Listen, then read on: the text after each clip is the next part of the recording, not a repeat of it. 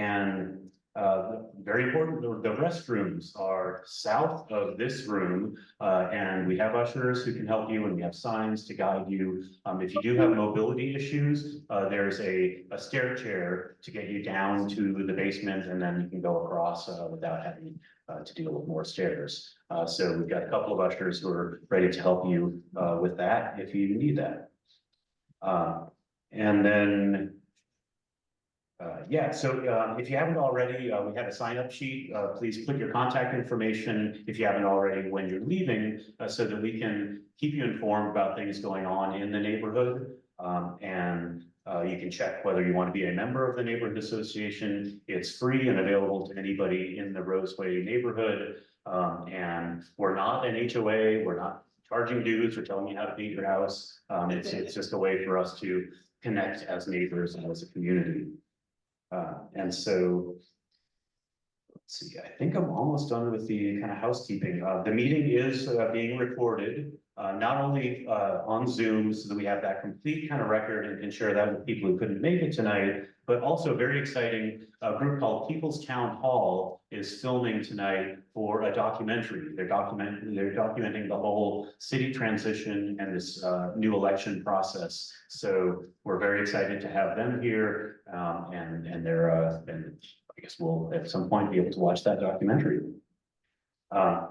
So with that, I'll say a little bit about the Neighborhood Association. Our mission is to enhance livability of our neighborhood and making Roseway a better place to live, work, and play.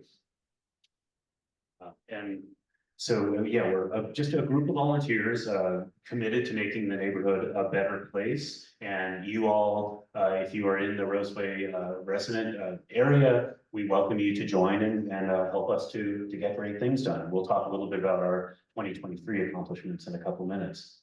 And yeah, we help the neighborhood through a combination of fun and educational events, sharing information, connecting neighbors to resources, and collaborating with the city. So with that, I wanted to bring up, Andrew, can you actually bring up that agenda page? Thank you to my son, Andrew, helping with the AV.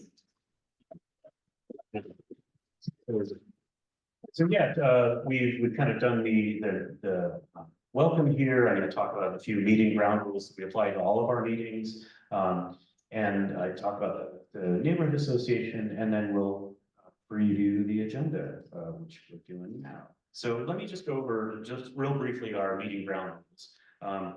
Please listen with an open mind.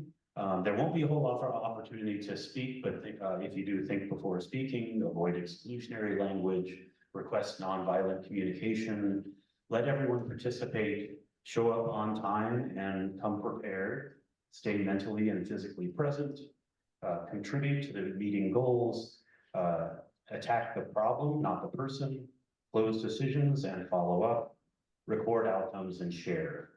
So this is obviously more relevant for more of an interactive kind of meeting, but it's something that we like to review just so you know what to expect, from our board meetings or from future community meetings. So yeah, I talked about the agenda, so I think we're pretty well covered there. So with that, Andrew, can you change to the tab for there's an open tab for 2023 accomplishments. So we're going to go over, just can scroll to the top. We're going to go over some of the things that the Neighborhood Association did in 2023. I think that'll be helpful for folks who live in Roseway, people who maybe visit or are close by and could contribute to these in the future, and for the candidates. Then we're going to have a couple of brief reports from our Neighborhood Association committees, and then we'll move into that presentation from Southeast Uplift. Yes, you got a question? Screen share from Zoom to that as the Zoom profile. Yes, thank you for the reminder there, because that was something we'd intend to do. Thank you. So yeah, Andrew, you'll take care of that. And just share just that one.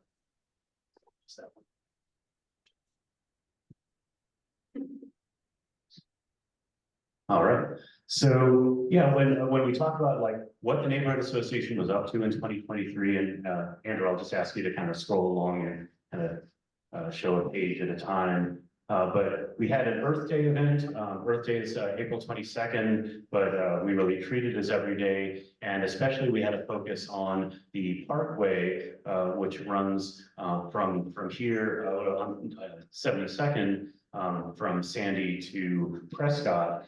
And then we've got a lot of new trees there, a lot of old trees that we're trying to tend to. And so a lot of the Earth Day focus was on the health of those trees and the watering of them. So it was a great event to get new volunteers for that, as well as seed exchange, some other environmentally focused events. And all of this is on our roseway.org webpage. So if you're wanting to back and see more detail, feel free to. And then if you can scroll down, Andrew, we did some prep work, including tending trees, and then later did planting of trees. In June, we had something called the Wishing Wall, where Haley, who is here, helped organize to have tags so people could say what they wish they had in the neighborhood, whether it's additional businesses, nonprofits, et cetera. So we got a lot of great suggestions. We're working through that in our Business Relations Committee and elsewhere to try to realize those dreams. You can scroll down. We also were at Sunday Parkway, so we helped provide streamers for kids for their bikes and just encourage people to get out and bike in the neighborhood. We had a concert and movie in the park, Lyle Lyle Crocodile, dubbed in, or in the Spanish language version. It was a tie-in to Scott School, which is a Spanish immersion school.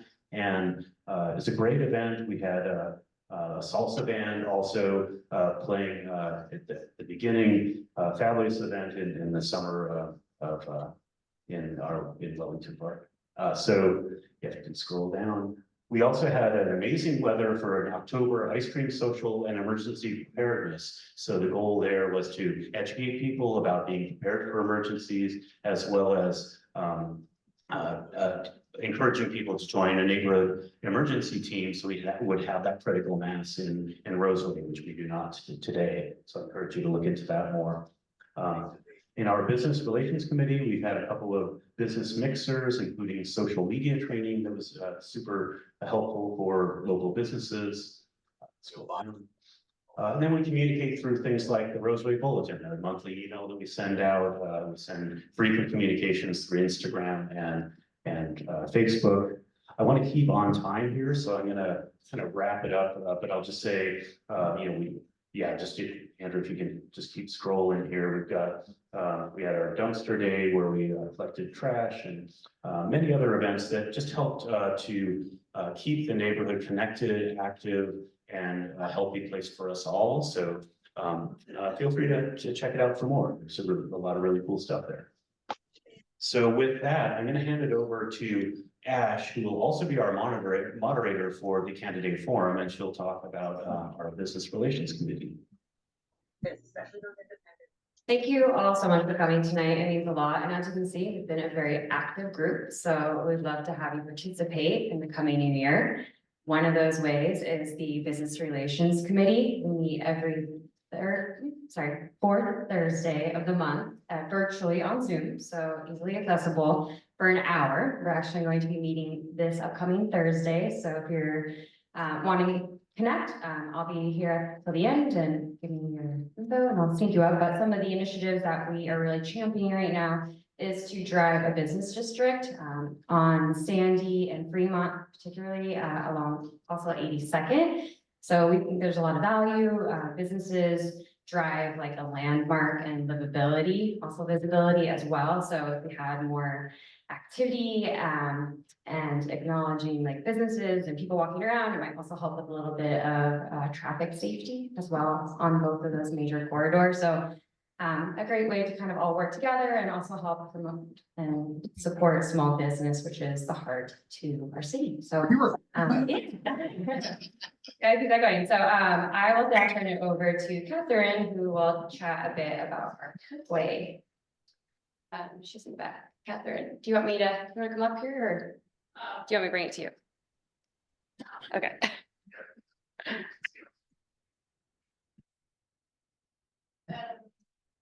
But a big thank you to the business committee for everyone who's been involved over last year. Hi, no, I'm Catherine Clark, I'm a RNA board member. I've been involved in the tree planting and care of the trees on the Roseway Parkway the last 8 years. We just had a tree planting of 15 new trees on the parkway. We're choosing species for drought and heat resistance as much as possible. We did have some problems with the ice with those drought and heat resistant trees that we'll be working to straighten them up. But we've added about 140 new trees since 2015 as the old flowering plums die and fall apart, right? But I am seeking arboretum status for our Roseway Parkway this year from the Urban Forestry Commission. And hopefully that will go through. Public support will help with that a lot. We're also involved in the placemaking at the Northeast Mason and 72nd intersection. That'll be closed to motor vehicle traffic.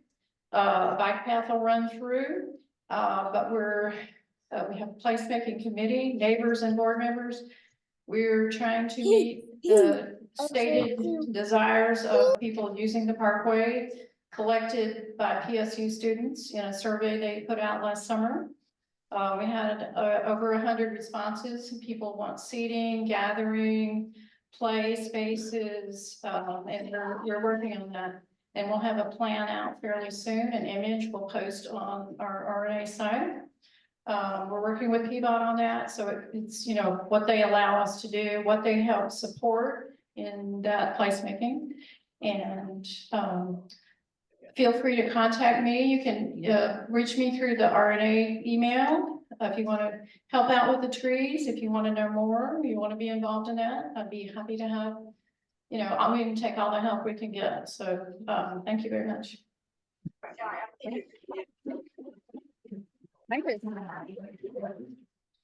And yeah, I'm so used to being behind schedule in these meetings that I kind of rushed through the accomplishments. And so we're actually a little bit ahead of schedule, but that's good. I think we'll probably use that time some other way, but that's all good. So I wanted to introduce Nancy and Dave with Southeast Uplift, and they're going to talk more about District 3, what district coalitions are, how they're related to neighborhood associations and the city. So welcome. I'm gonna relocate them here. This.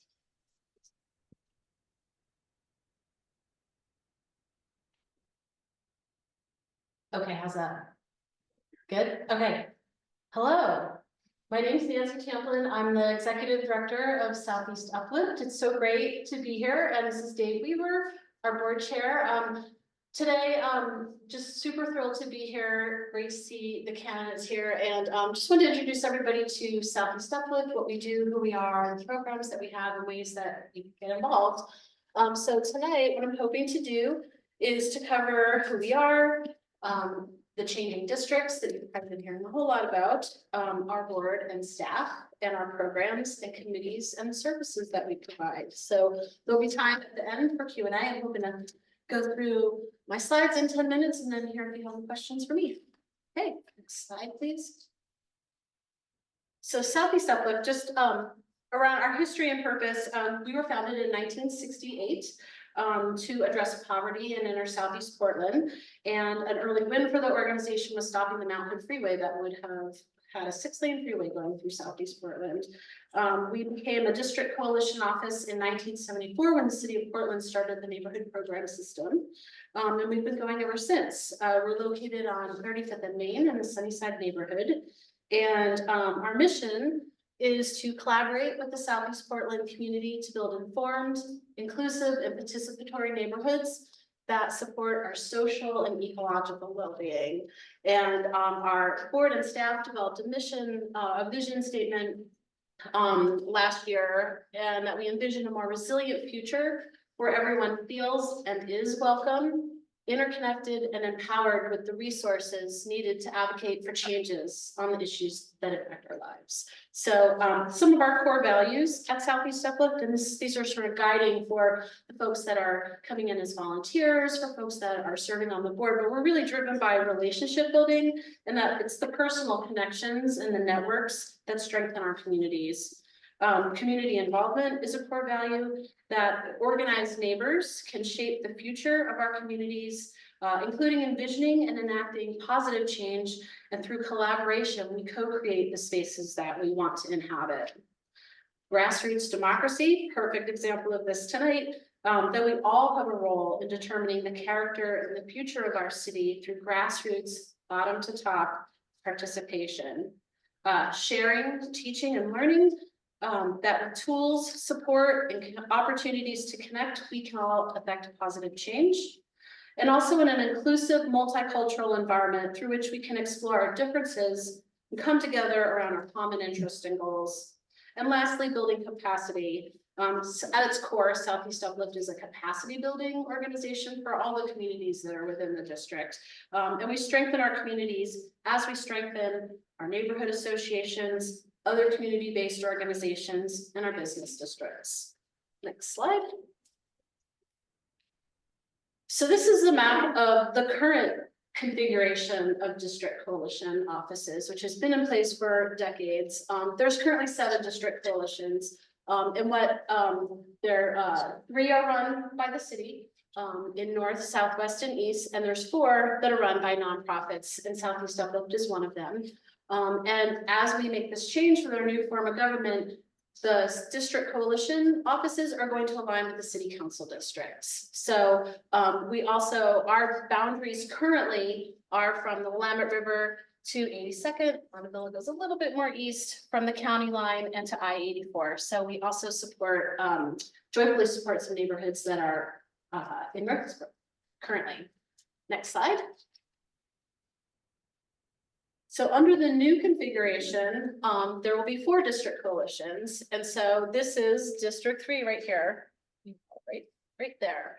So these district coalitions will align with the city council districts. There will be, all of them will be run by nonprofit organizations, of which Southeast Uplift is one, and we will support and provide services for District 3.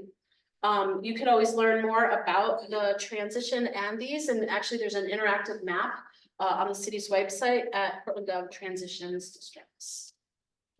Get into the weeds. So a little bit about our board. We have a lot of seats around the board table. Currently, we have 20 neighborhood associations, so there's a seat for every board member, for a board seat for everyone from each of those neighborhood associations, as well as 2 for business district associations, 7 for other community-based organizations, and 7 at-large members. Our board committees that are made up and serve the board, the executive committee, we have a finance committee, a bylaws committee, which isn't always active, but when it's needed, a board development committee that helps with recruitment and identifying learning opportunities for the board, and an inclusion, diversity, equity, and accessibility committee to keep that foremost and forefront in the work that we do. So our staff, we have 5 staff. We are a small and mighty little team. Myself, Alex Sharon, who's our partnerships and grant making programs manager. Lindsay Johnson manages our fiscal sponsorship program and communications. Machi Williams is the neighborhood planning and liaison manager. And Phoebe Gilday is our operations specialist. So among our staff, we divide up all of the neighborhoods within the district, and each neighborhood has a liaison. So if you have a question, you're not sure where to go, you can find, this is the current configuration, of course, you find your liaison, you call up and say, hey, can you help me with X, Y, or Z? We also provide services by going to like helping neighborhood association with their elections. We'll get into some more of that. So these are on our website. So if you're wondering, we'll assign our new district neighborhoods to folks soon. Our community committees are led by board and or staff members. They're governed through committee charters that were co-created by the committee members, folks in the community. They're open to everyone in the district. It's sort of the way that we go from the neighborhood level of being very grassroots to kind of looking more at the treetops and how as a coalition, we can all enact change that is broader and will impact more of us. We provide district-wide programming, and the community committees make recommendations to the board. Sometimes a group will come to us and ask for an endorsement, not of people or candidates, but more around issues. So we have a climate justice action committee, a land use and transportation committee, houselessness action, and civic engagement. All of these committees will probably be developing a candidate forum for each of these topics. So next slide. Our program and services, we provide support for organizations all throughout the district to create more livable and civically engaged neighborhoods. And so there's a lot of ways, like a lot of hats that we wear. Sometimes we serve as a convener by bringing folks together. Sometimes we're a collaborator, we team up with others to make things happen. Sometimes we're an incubator, particularly with our fiscal sponsorship and grant programs, incubating ideas, incubating nascent organizations. We disseminate lots of information out on the tables in the front. We have a sign-up list if you want to get our e-newsletters. We were happy to send them out. We build the capacity through free trainings, and we're a resource hub. So these are the core programs that we have. And I just want to touch on neighborhood support just a little bit more.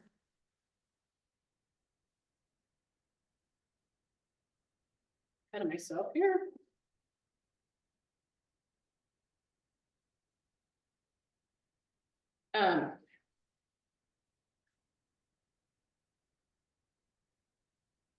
So for example, we talked about having a staff liaison, an election support. We support neighborhood associations in doing their state filings with the Secretary of State and Department of Justice.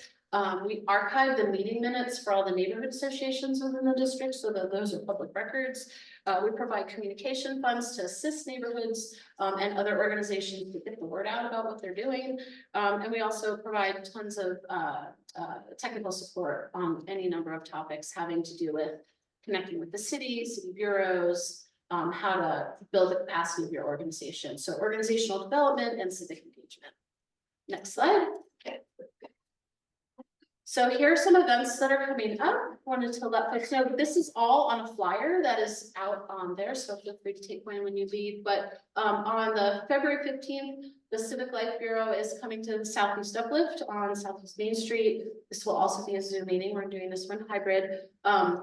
They're going to come and present around the district coalition office changes that are coming. There's also a district attorney candidate forum that we're partnering with Laurelhurst Neighborhood Association to offer at the Laurelhurst Club on March 12th. And then at our offices, we're going to host an open house and a District 3 candidate mixer on April 4th. So come on out. There'll be things going inside and outside. You can come and check out the space. Our space is being considered as a potential future district offices for the district, the city council candidates, or for our city councilors. So that would be great. And so the way to stay on top of all of the things that we do is to get on our monthly e-newsletter. And that if you go to our website, it's at the very bottom of our webpage, or you can just put it on the list that's out there. We'll add you. And last but not least, if you have questions, we can answer them. What I'd suggest is just rather than taking the mic around, maybe you can stand, ask a question, and we'll repeat the question into the mic. How's that?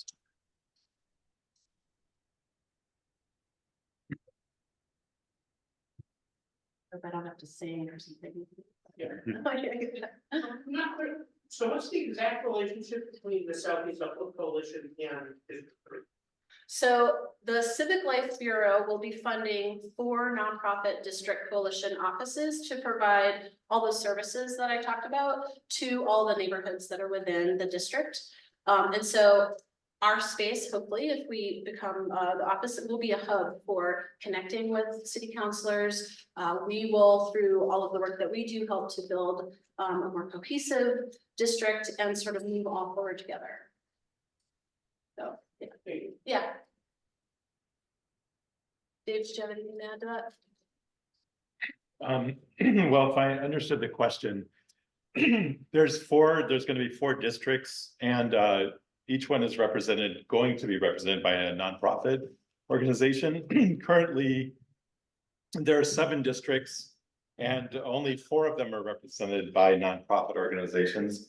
So things are going to shift a little bit.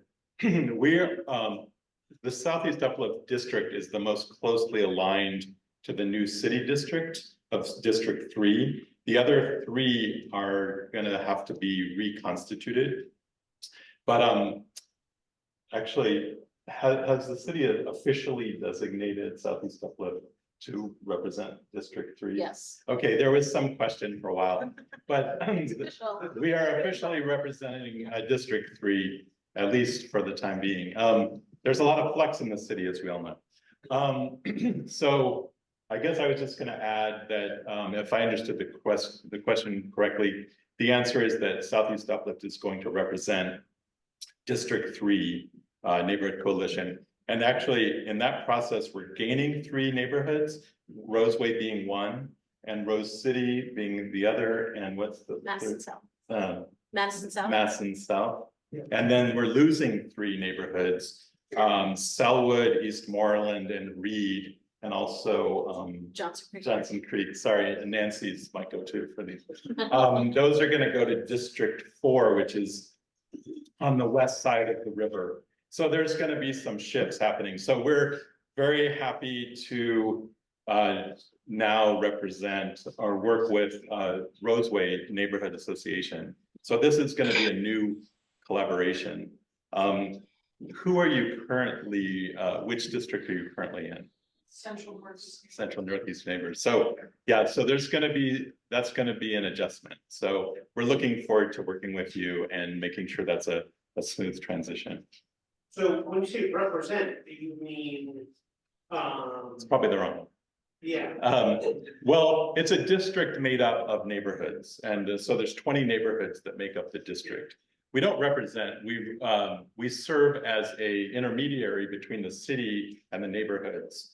And so a lot of times when funds coming from the city, they go through the district coalition to the neighborhoods. so like the Bureau of Civic Life. Oh, yes, yes. Thank you. The Bureau of Civic Life is kind of our parent bureau that we work with, and they disperse funds through the districts into the neighborhoods. Can we go back to the slide that has some of the services? I can give a direct example. A little bit more. Keep going.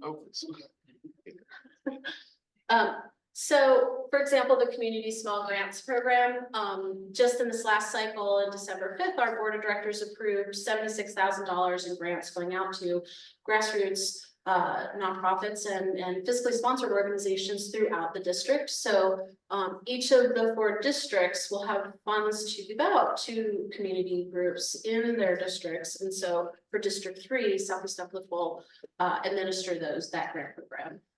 Training and skill building, we have a series of 9 trainings coming up this spring. We're getting ready to announce them. It'll be everything from like how to build and retain volunteers to understanding insurance, to understanding employees versus contracts, to a whole range of civic engagement kind of best practices and skill building. And they're all free. So and they're not just for District 3, but anyone's welcome to come to them. We collaborate with the other district coalitions to cross-pollinate the programming that we offer.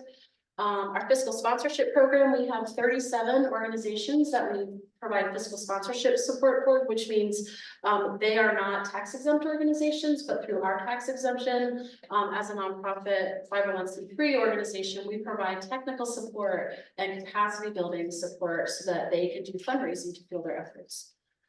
Tools and resources, we have, for example, if you're on a neighborhood association and you are a secretary, we have a whole packet, like a welcome packet for board chairs, board secretaries, treasurers, to help people on board to those roles and be really fully equipped to succeed in their roles. And a lot of these tools are housed on our website. And then our office spaces, meeting and office space, we have United Congolese Community Organization, the Farmland Produce Distribution Project for Southeast Uplift, and the Northwest Labor Press and Black Beyond the Binary Collective are all folks that rent office space with us. And so our space, we have 2 different conference rooms. So if you need a space to gather, to bring people together, then contact us. So these are just sort of all the ways that we make what we do and how we do it available throughout the district. So did that offer more? That okay.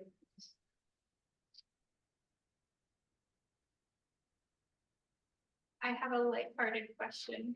Now that you're covering maybe a slightly different geographic purview, have you ever considered adjusting your name? As someone who is confused about why Southeast. Yes, and every time I put this logo, I'm going, because, Can you repeat the question? oh, yeah, so the question is, have we reconsidered our name now that we are encompassing more Northeast neighborhoods?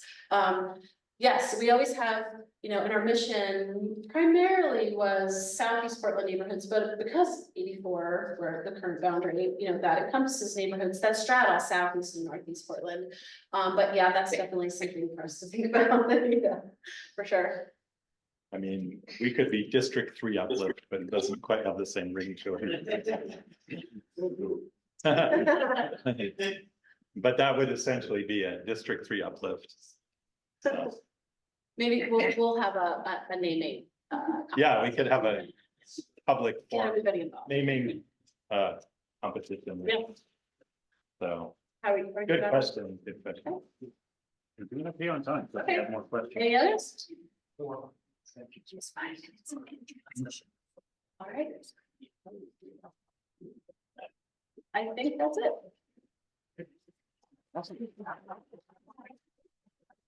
Thank you for giving that explanation. And yeah, I think, part of what may be behind some of people's questions is like, when do I go to the neighborhood association versus the district coalition office versus directly to my city councilor? And I think that will kind of evolve over time. If it's a policy decision for the city, then your city councilors are here to listen and help determine the best policies. And with this new form of government, they're going to be focused on that policy as opposed to executive functions, as is currently the case with city government.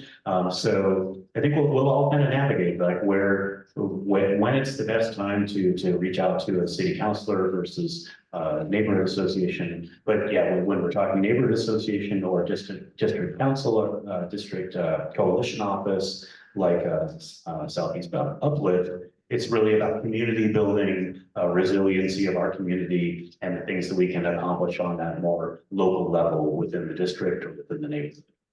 So I hope that helps. And with that, we're going to move on to the cornerstone of our meeting here tonight, which is the candidate forum. We're very excited about that. We're excited to have our candidates here with us. And so I'm going to turn it over to Ash, and we'll go from there.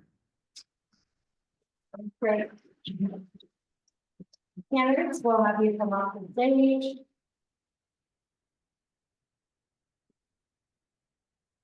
Your names are on the chairs, and then also I'm going to give you the questions. Regarding to the applicant, so some relatively read. We get to know the ones we don't get. But they're, yeah. I mean, oh, sorry. And also the waters are not over here if you want. Sorry, I'm gonna take care of our candidates real quick.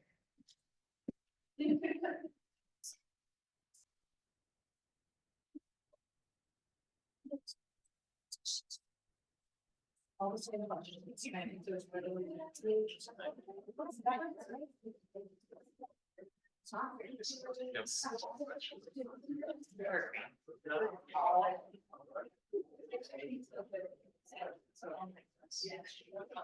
How's everyone feeling? Good. Do a quick meditation. All right, awesome. Well, we're gonna dive in. So this is what I believe to be the first candidate forum for the campaign election. So bear with us as we sort of navigate the process of it. Also, warming up the candidates for a long road ahead. And we'll be seeing more opportunities to do more Q&As with them throughout the process. So, yeah, again, take from there. So I'm also filling in for somebody, so apologies for being glued to a clipboard, but I need to, the understudy did not learn her lines, so. Okay, so kicking it off. Welcome to the Portland City Council District 3 Candidate Forum, hosted by the Roseway Neighborhood Association. My name is Ash Hester.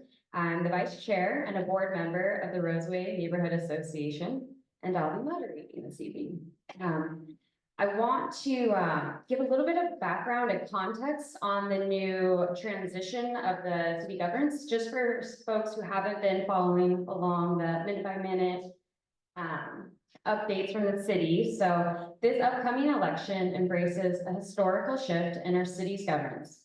We're witnessing a transition from a mayor and a 4-person city council managing policy and bureaus to a larger council of 12 people setting policy, while the mayor and a new city administrator take on city management duties. Yes, this is, y'all voted for this, so thank you. Things will get better. So instead of citywide elections, we now have 4 geographic districts, each electing 3 councilors to represent their district. So these are ours.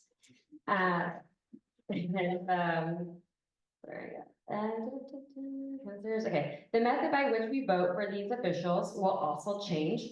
Portland has decided to adopt ranked choice voting, allowing voters to express preference beyond a single candidate. So, yeah, also lots of new things. So the city is a great resource. They do have more information on there if you would like to explore that at your own leisure. So going into it more, I do want to just call out though that this candidate forum is nonpartisan, and the Roseway Neighborhood Association refrains from endorsing any specific candidate on or off the stage. We're thankful to these individuals for putting in the hard work to support our thriving neighborhoods and the city's future. So I'm gonna walk us through real quickly the run of show of just how the forum will be outlined, and then we will get into the nitty gritty. So I'm gonna start off with some ground rules for the audience and candidates. Then we'll do a candidate introduction. That will be about 20 minutes. And then we'll get into the questions that will be outlined for about 30 minutes. We have 4 questions that will be sporadically calling the candidates to answer. Again, due to timing and the number of candidates, we are taking out the Q&A component, but if you do have some questions out on the front table, there's a basket and you can write a question on there. We'll gather that information, submit it to our candidates after, and get the group's response, and be doing a blog post on our website as well. So there's something near and dear to your heart. And then outside of that, we will conclude with our closing statements and yeah, hopefully finish right on time. So the ground rules, audience, we kindly ask the audience to refrain from excessive enthusiasm for or against any specific candidate. Please remain a respectful atmosphere. Candidates, we ask that you speak loud and clear into the microphone. We will be transcribing your words and sharing them virtually through Zoom's closed captioning feature. Awesome. Please be mindful of your allotted time. We will ring a small bell if you go over your time. We will ring twice if you're more than 15 seconds over. More than that, we reserve the right to move on. Time is of the essence. So, all right, we're gonna go from starting to my closest and then work our way down for doing candidate introductions. So. Yes, well, thank you very much. And I suppose the first thing I would say is thank you as a neighborhood association for hosting us. And thank you as neighbors for coming out. And thank you likewise as candidates. I think the opportunity to recreate the connective tissue of Portland is one of the greatest opportunities that we'll have to participate in. And I think we should all be applauded for taking the step to do so. Both for time, and I would also say, for the record, whatever problem you have with the city, I would want you to contact me. You can take that for, for the record. I hope one of the greatest things I think an office can do for the city is to improve our direct communication with each other, and I hope to do that. I am also going to read to make sure that I make time and say all that I need to say, as I haven't gone through this a whole bunch. My name is Matthew Anderson, and I'm a candidate for a seat on Portland City Council from the 3rd District. 16 years ago, I moved to Seattle from Denver. The idea was to catch up with an old girlfriend. It took a few years to remember why she was an old girlfriend. But in the meantime, I discovered Portland in 2012, moved here, and truly fell in love. Can you shut the door, Fanny? After serving out in Beaverton, I became a homeowner in the Roseway Neighborhood, so I know Roseway well, as I rode for many years, a bike from my home in Sumner to work in the 23rd District. So I'm very familiar with your issues. I currently reside in the Bedford apartment from the Rose City Golf Course, and I got a kid at Roseway Heights Middle School. And last year I taught algebra at McDaniels. Aside from the Pacific Northwest, I've lived in Colorado Springs and Austin, Texas, Guam, and Los Angeles. Aside from working in the States, that's my 2 minutes already? Yes. All right, well, I will thank you for your time, and remember, if nothing else, I want you to contact me.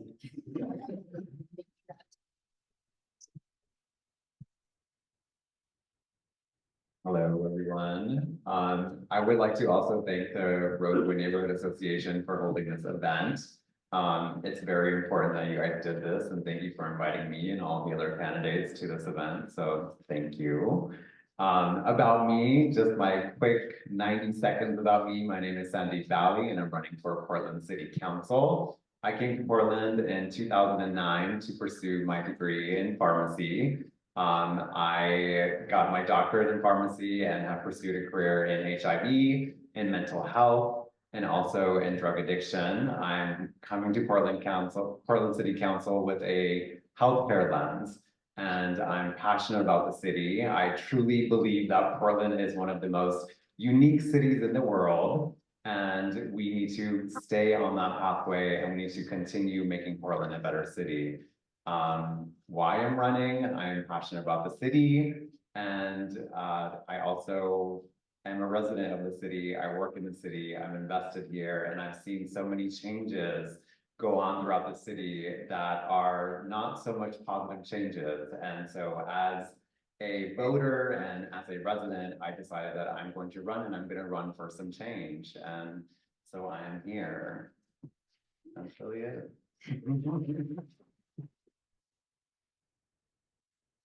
Then you're both good standing.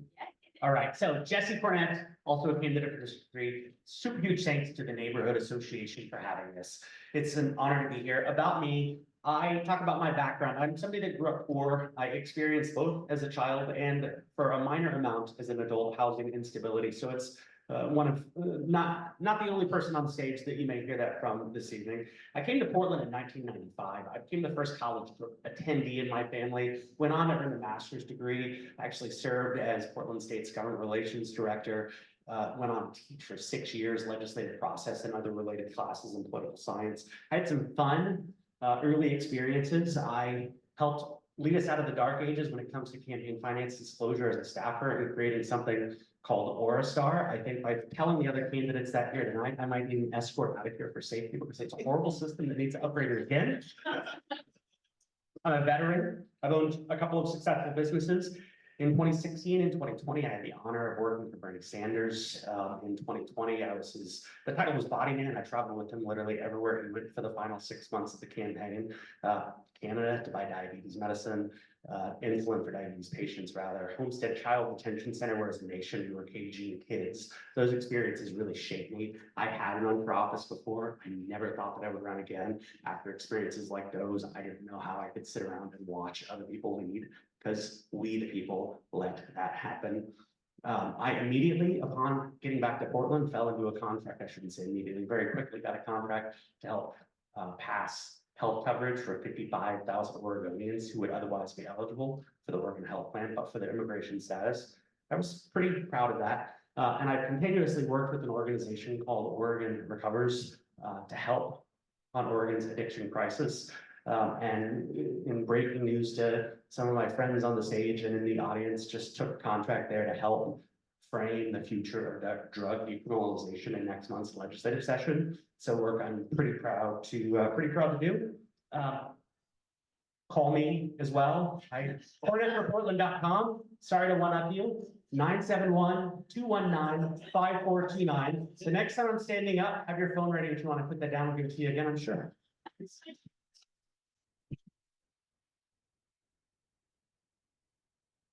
Hi, I'm Daniel DeMelo, and I'm running for City Council because I chair the Joint Office of Homeless Services Budget Advisory Committee. And as you know, our homelessness crisis has not changed. We have today way more people on our streets than 10 years ago when we first started looking at this crisis, and I think that's unacceptable.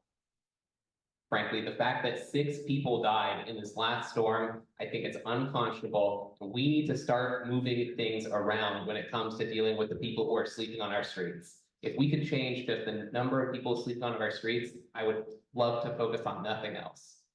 I'm here because I'm a Northeast resident, I'm a lifelong Portlander, and I'm ready to make sure that our ship turns around here in Portland. We have the opportunity to make a difference here. We have the opportunity here to bring things to a real change, and I'm ready to make that change happen. For far too long, our city has been bled dry by a dark web of nonprofit funds that are causing our city to lose the opportunity to shelter our neighbors. I'm ready to make sure that we have the opportunity to shelter each and every one of our neighbors. I'm ready to make sure that our storefronts are full of thriving businesses. I'm ready to make sure that our families feel safe walking home at night. I just want to solve the easy problems. I want to solve the hard problems. I'm ready to make a difference. We need to start solving the problems. I'm here because I believe in one simple truth.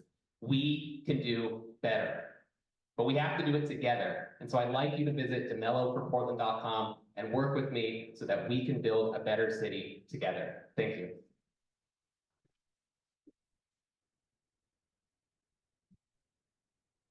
Gonna break the chain here, I'm gonna stay seated. Hey y'all, my name is Chris Flanary. I use they, them pronouns. I'm an import to Portland. I moved here from South Carolina. I gotta say, I love Portland, and that's why I'm running.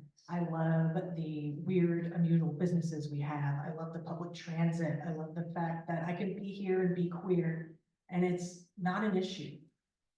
So I came here 10 years ago. I had done AmeriCorps. That's what got me from the East Coast to the West Coast. I was working for a nonprofit, and then I started working for the Housing Bureau. I am here as a private citizen. Don't get mad at me, city HRAs.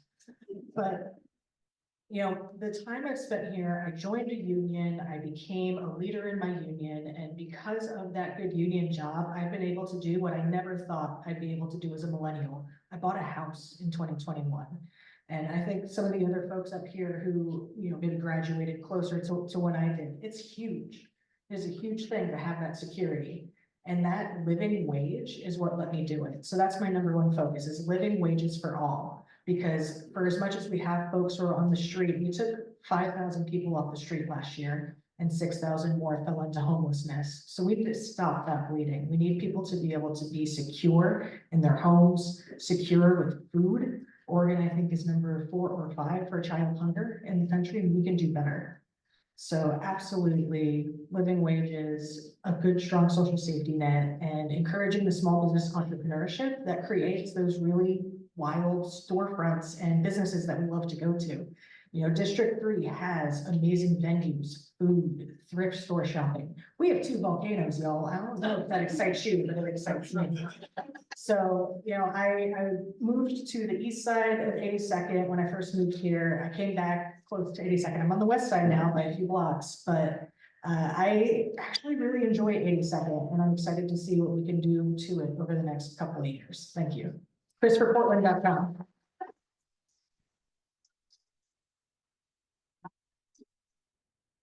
All right. Hi, everyone. My name is Tiffany Koyama Lane. First, yeah, like everyone was saying, thank you so much for having us here tonight. This is our first candidate forum. It feels exciting to be here, and it also feels like a very exciting time for our city's government. So again, my name is Tiffany Koyama. My pronouns are she, her. I'm a third grade teacher at Sunnyside Environmental School. So I'm also known around town, around my neighborhood as Teacher Tiffany. I am a mother to 2 young kiddos, a first grader and a second grader. I am a community organizer. I am a leader in my union. What else am I? I'm a Sunnyside neighbor. I live in the Sunnyside neighborhood and work in it, which is really special. I literally get onto my Razor scooter and scoot to school each day. I'm also Yonsei, which means I'm 4th generation Japanese American. So I've been teaching in public schools for 15 years.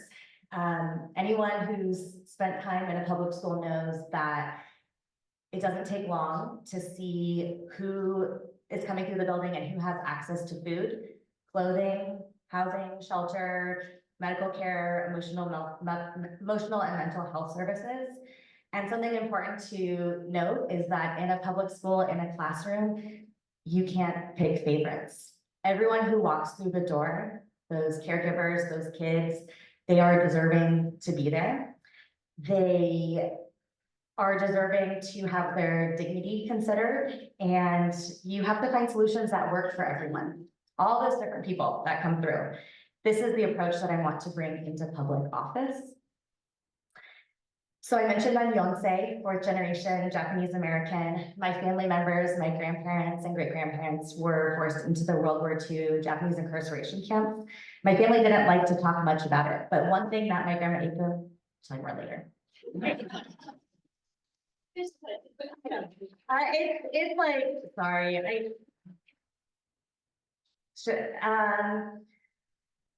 okay, something that she would tell me about is, she was a teenager when she was in Topaz, Utah, is the humiliation from having to use the toilets and the showers in the barracks that didn't have any dividers.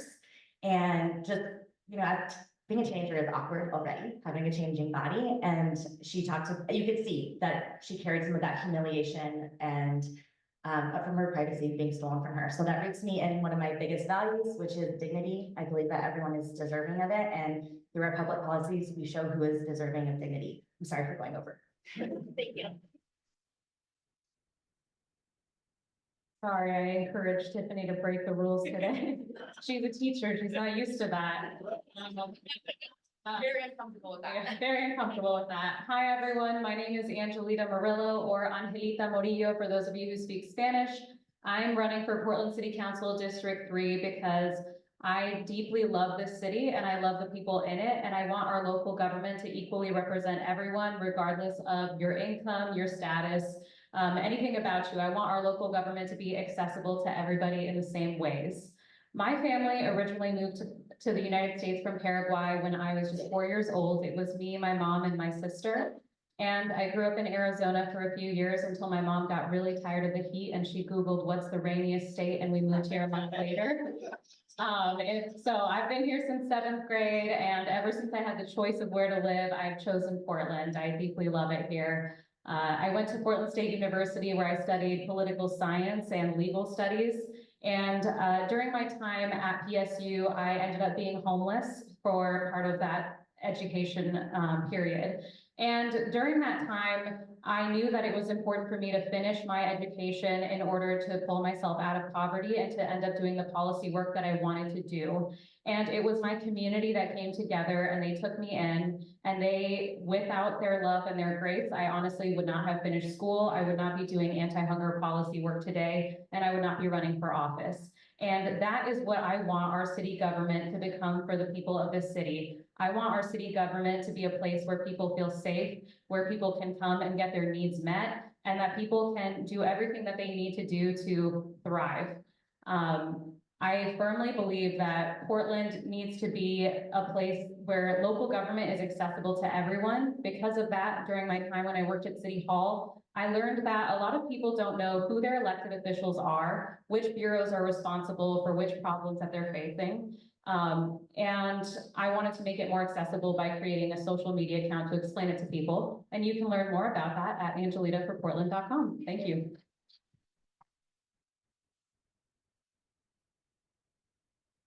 Hi, I'm Steve Novick, and I live at the other end of the district in deep south Woodstock, so far south that my phone weather app often tells me what the weather is for Milwaukee. So I live in Woodstock with my little dog Barley. And first of all, I just wanted to say, it's amazing that you're doing this. My guess is not 1 in 10 Portlanders knows what district they're in. You guys are having a candidate for it. You guys are on the ball. I wanted to say, I think Southeast Uplift should change its name to District 3 Uplift, because we gotta get some district pride going here. We're District 3, say it loud, say it loud. One substantive thing I wanted to say is that I think that the council, all government should be really focused on using public money and public resources as efficiently and effectively as possible. And that includes public safety resources. And what any criminologist should tell you is police and public safety resources should be focused on what wind up being the relatively few, really small geographic areas in the city where there's really high level of crime. And if the city had been doing that, there would have been attention to the 82nd and Milton block a lot earlier. So I hope that Bob Day, the police chief, is a really thoughtful guy who would do a better job of focusing on where crime is most intense in the future. And I hope the city as a whole will do a good job of spending public resources effectively. For example, I hope we won't see other examples of the city spending $482,000 per unit on a public housing project. So the website is novickforportland.com. If you look on it, you'll see a picture of my dog and a quote from me saying, "I'll work like a dog to help bring Portland back." And you'll see a lot of other puns too. And I really appreciate this opportunity and the opportunity to meet a lot of my fellow candidates who I hadn't met them.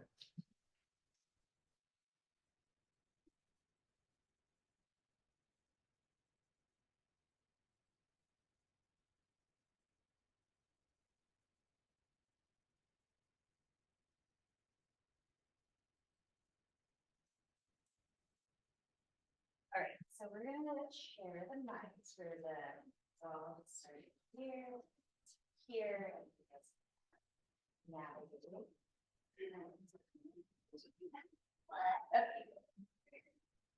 Well, thank you so much for the introductions and giving us a little brief highlight on your platforms and what you would like to contribute to Portland. And yeah, also to Roseway as well. Thank you so much. We know that we're new to the Southeast area, so it was really important for us to give you a proper introduction of a new neighborhood that you'll be advocating for. All right, so we will now go into the question form of that. The 4 questions I'll be asking our guests today focus on communication, local business, affordable housing, safety, and livability. Based on general results of public polling, these are the top issues of concerns for regional and city residents selected by the Roseway Neighborhood Association. So candidates, you have a copy of the questions at hand. You've also been sent them in advance. We're kind like that, not throwing anyone under the bus. They have had a moment to review and be thoughtful about the answers, but they don't know what they're answering, so the suspense. Great, so first question will be supporting communication. Do you find neighborhood associations valuable to Portland? How will you engage with neighborhood associations to exchange information between the community and yourself? This first question will go to Angelita. Thank you. Is that on? Hello? Oh, okay, sorry. Thank you. Yes, I do think that neighborhood associations are incredibly valuable to Portland. This is actually great because I didn't get to finish my speech. I really firmly believe that local government needs to communicate with our constituency. And when I worked at City Hall, I realized that people don't know who's responsible for what issues. And that's not the people's fault. That's the fact that City Hall is hard to navigate on purpose so that they don't get feedback from community. So I created a TikTok to engage local folks like you and to talk about policy and local government. And that's something that I feel really passionately about. And now we have people coming up and signing up to testify on boring budgets. And that's the kind of stuff that matters. But I do firmly believe that meeting your neighbors and talking to people that are going through the same things that you are in your neighborhood is one of the best ways to organize. I think that I would attend neighborhood association events because I already learned so much during your presentation about the different issues in your area and what you guys are doing to resolve it. I think that policy needs to be made with community in mind and not the other way around. So I think it's important that the biggest issues that we see in this city with policy are when the local government does not engage the community that they're implementing policies upon first. I think we saw that a few weeks ago with PBOT, with the Northeast 33rd bike lane. They didn't communicate with the people about what they were going to do in that area, and then the neighbors were rightfully upset. So I think that we can really engage people before we implement policies in their area that are going to affect them, and that's just the way that policy should be made. Thank you. Well, if elected, we would love to work with you. Great, so I'm also going to have Daniel give a response to the question. Yeah. All right. Maybe? Oh, into it, okay. Yeah. All right, yeah, you can come see me sing at Chopsticks sometime, but not very well. I think neighborhood associations are super important. Neighborhood associations are how I started getting involved here in Portland 2 years ago. I was living in Old Town. I was living in a building that was for artists. My partner is an excellent textile artist. And we wanted to start throwing shows. We started working with the Old Town Community Association. I ended up working on their website, and they helped me get connected with the Joint Office of Homeless Services Budget Advisory Committee. When I moved to Kearns, I have continued to work with the neighborhood association there. I really do try to make time to make sure that I'm involved there and that we're able to do the work that we're doing there. I heard you guys have a quarterly meeting. I will be at each of your quarterly meetings. I will be here each and every time to make sure that we're listening, that we're engaged, because I really do think that a lot of the problems that we're having here in Portland is because the local government has been unaccountable, it's been disengaged and not transparent. You will find I have an open door, and I hope that your door will be open to me too. Thank you. Okay. All right, the second question will be supporting local business. One of Roseway Neighborhood's primary concerns is filling empty storefronts with businesses, nonprofits, and other organizations that can benefit the neighborhood, local economy, and Portland as a whole. Do you see yourself helping with these issues? The first person to answer this question will be Chris. Thank you very much. Sorry. Try this again. There we go. Take two. Take two, yeah. So the great news is there's already some of these programs in place that are being pursued. So there's currently an initiative to get art put up in empty storefronts. And I think those types of programs, really what we can do as city councilors, because you get to vote for 6 of us, y'all. 3 of us will end up being councilors, 12 total. And so when you got folks who are ready to work with each other and to encourage these types of programs, we could offer incentives. We could help either by tagging in a district coalition to do some of that financial, I forgot the word for it. Stewardship, sponsorship, fiscal sponsorship for the nonprofit. Additionally, maybe there's an issue of liability for letting somebody use your empty storefront. That's a place where we can pass policy legislation to make things easier for businesses that want to participate in this type of program, and also to help connect folks who are looking for that open storefront. Maybe it's a small business looking to do their first pop-up.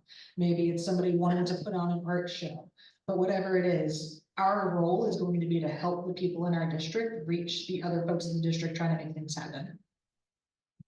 Yeah, thank you so much. I definitely want to speak with you. Let's talk afterwards and invite you to the Business Relations Committee meeting on Thursday. I am always Thank you very much, Chris. That's a very thoughtful answer. To follow up with that, Matthew. Yes, I think this is done. But as a preamble to my answer, I'll say what I didn't say earlier, and that is to say, while I am a lifelong Democrat and I support democratic values, and as an African-American man, I will tell you, I feel safer in a city that treats trans men well than I do in a city that doesn't. But saying all that, I am a son of the South, Southern Louisiana, as I said, and that means I describe myself as something of a blue duck Democrat. And that means I support law enforcement, I believe in the church, and I support business. And to say, and to segue that into the answer to the question, I believe that in the spirit of even our most recent downtown skating rink, the city did a fabulous job of finding a tremendous vendor and opportunity to put in that space in a quick amount of time. I think that can be done in many places around the city, and the Roseway neighborhood has some fine venues and fine locations, as you described, the business district on Sandy and Fremont. The Southeast, it's full of fabulous shopping districts, and this neighborhood should have them as well, and the city should make it a priority to do so. I didn't say earlier, but I'm running for the city council because I believe the city should work for workers, and the people who work the most are the boss, and that every school should work for its parents. And so in that vein, to answer that question, I believe the city can do a lot, as evidenced by our most recent skating rink, to develop businesses throughout the city. And I would take that as a priority. Thank you so much, Matthew. So moving on to our third question, which will focus on affordable housing. So just across 82nd Avenue, sorry. So Portland is becoming unaffordable for young workers, working class families, and other low income residents. What will you do to make Portland housing affordable and equitable? This first answer will go to Jesse.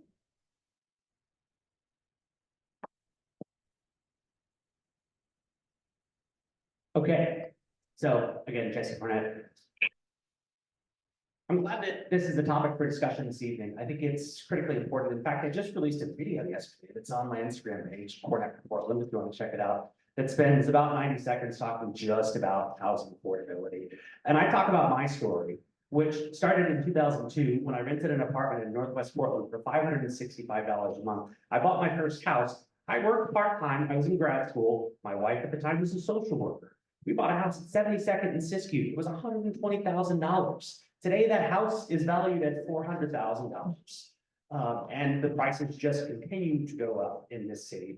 We are becoming more and more unaffordable without the city looking at what the root causes and the wealth disparities that are leading to that.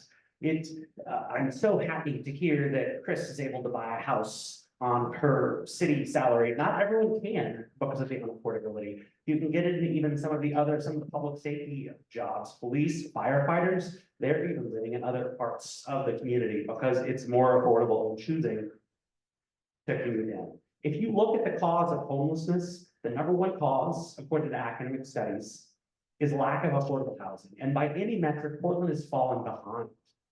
If you look at Seattle, which has about 100,000 more folks than Portland, in 2021 alone, they built 5 times the affordable housing that we have here. Meanwhile, we're justifying how unsanctioned camps can last until we get to that point, which is causing safety hazards for everyone in this city.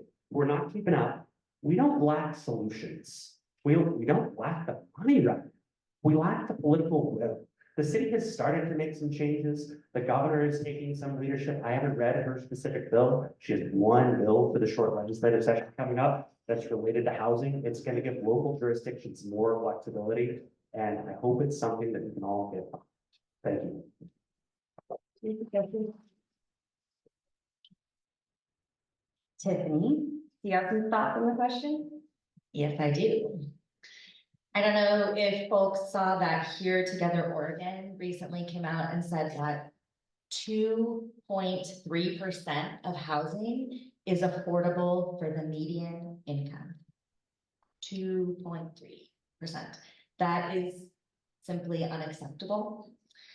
I have many stories that I can think of kiddos that I've worked with that have been affected by this. When I was teaching 5th grade at Fabian School, I had a kiddo that their family lost their housing mid-year, and so he was taking 3 different buses to get to school one way.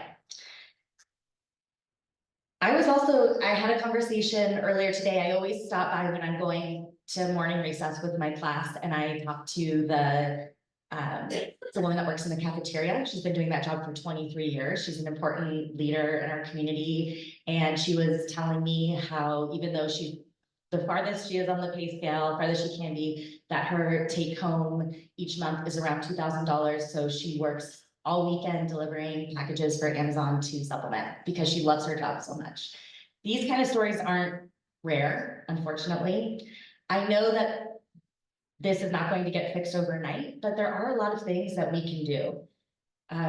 We can talk about easing permitting for vacant lots and looking at land use. We can talk about changing zoning to allow more locations for small apartment buildings, fund social and supportive housing, stuff that is happening not too far from here already, like at Beacon Village, changing the ratios of affordable housing. I have a long list here. I mean, it takes creativity and it also takes urgency. I was really excited to see the one picture of the wall with all of those Post-its. I love that energy of like, let's get together and brainstorm and be creative and also urgent. Thank you, Tiffany. All right, our last question for the evening is focusing on safety and livability. Both words are very, I think, personal to each person. So we did try to capture everyone's input into the best way to respond to it. So just across 82nd Avenue from Roseway is an area that the Oregonian recently called Portland's deadliest block. For years, our stretch of 82nd Avenue has been a hotspot for gun violence, human trafficking, theft, drugs, and vandalism. How will you help the city's public safety and livability efforts so that corridors such as 82nd Avenue are inviting and safe for neighbors and businesses? And to kick this off, Dr. Bali, can I? Yes, absolutely.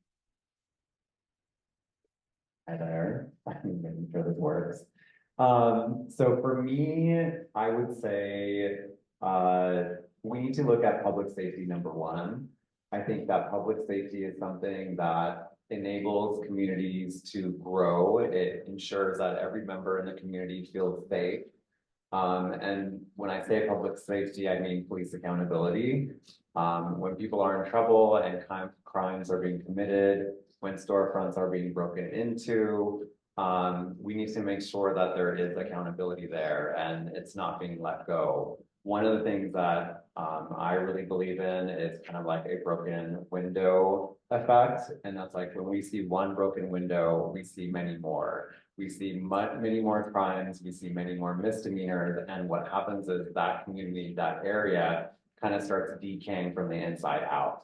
So for me, we need to stop that and we need to have some accountability. Number two, I would love to see us come together as a city and really put an effort into cleaning the city up. I think areas like 82nd, you guys have been negatively impacted by a lot of litter, a lot of garbage, and that is an issue. And the city should be working on cleaning that up. I would love to see just coming together, green spaces, parks, livability, and making it an environment where people want to come, where businesses want to come, where they want to invest, where developers want to come and build housing as well.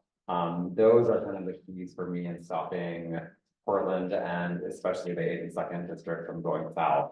My twin brother, he actually lived right out here on 118. And it became too much for them. They actually ended up moving out of Portland into Vancouver because they were tired of going out into the front yards and seeing needles everywhere and having to navigate that with their 2 young children. And so I think we need to look at all of these things and say, what can we change? How can we change? And I think that all comes down to public safety and accountability and cleaning the city up. So thank you. Thank you. Steve, do you want to close us out? Sure. All of us here are like good liberals, and we don't believe in lock them up and throw away the key, and we probably all voted for Measure 110. And we are concerned about police accountability. But crime has gone up pretty dramatically in the city over the past 5 years. Crime is a real problem. And we need to have effective policing. We do actually need more police. We also need to use those that we have as effectively as possible. And that means concentrating on those crime hotspots and not just having a police presence there, but having the police getting out of their cars and talking to people in the neighborhood, developing relationships and figuring out what other city bureaus to get involved in solving the problems in those crime hotspots. We also need to use every opportunity we can to limit gun violence. A friend of mine told me recently that Oregon has a red flag law where people who have been identified as a threat to themselves or others, through a civil process, you can go in and take away their guns. And usually the police initiate that. It turns out that in Multnomah County, the red flag laws are being used far less than in most other counties in the state. So I've asked the DA and the head of the police union and the police chief, what's the deal with that? Is it that we don't have that many threatening people with guns in Portland? Or is it that there needs to be more police training and sort of public outreach about the fact that there's this tool to prevent gun violence by people who are a clear threat to engage in it? One thing that you've seen in a bunch of some communities around the country is the local governments invest not just in police, but in community organizations that are organizing to fight gun violence and to actually pay for some of the people's time to engage in that community anti-violence activity. That's something I think we might have a little of here, but not very much. That's something I think we need to look at too.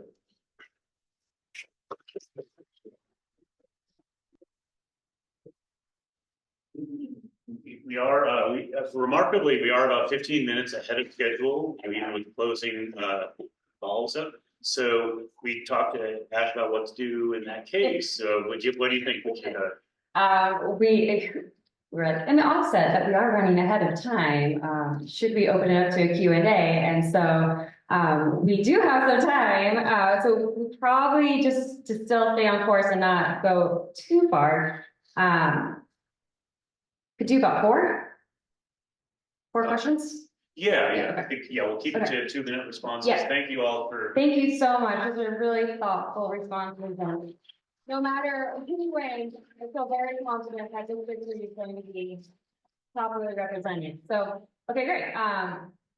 Well,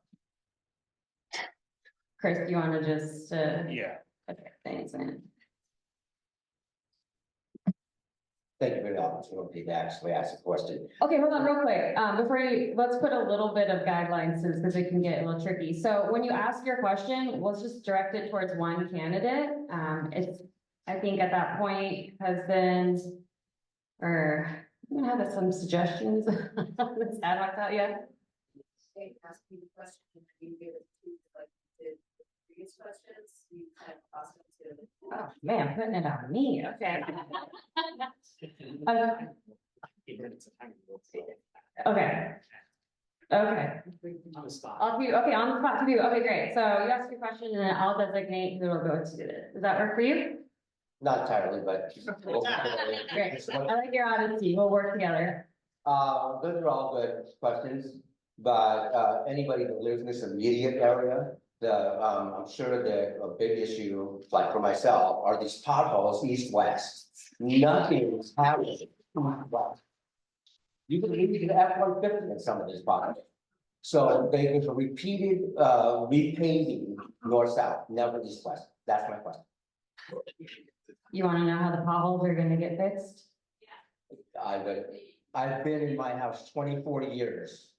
I haven't seen one fixed. All right. Daniel. Kick it off. How are you gonna fix these potholes? Give the people good streets. Get out there with a shovel. You know, I have to admit, I think obviously these potholes are uncomfortable, and something I believe in is the bad apple theory. If you leave the bad apple in the barrel, the rest of them go rotten. When we let these potholes happen, people think, well, the street isn't so bad. Why can't I litter here? Oh, the litter is here. Why don't I vandalize this place? Oh, this place is vandalized. Maybe this is where I should do my drug deal. I really do think that the potholes problem is not just about the potholes. It's about everything. It's about making sure that obviously we can get to and from businesses, to and from our schools, to and from our homes, but also when we allow our city to deteriorate, our behaviors deteriorate. I know that part of the problem with the potholes is the funding. I really do want to look at how we can manage the change in our transportation system as we transfer to these electric vehicles. We're going to need to come up with some other way to fund the road pavings other than the gas tax. But I also think that we already have the funds right now to be solving these problems. I don't know if you saw the auditor's report from a couple months ago, but the city hired contractors to put in the same ADA ramp on a sidewalk 4 times.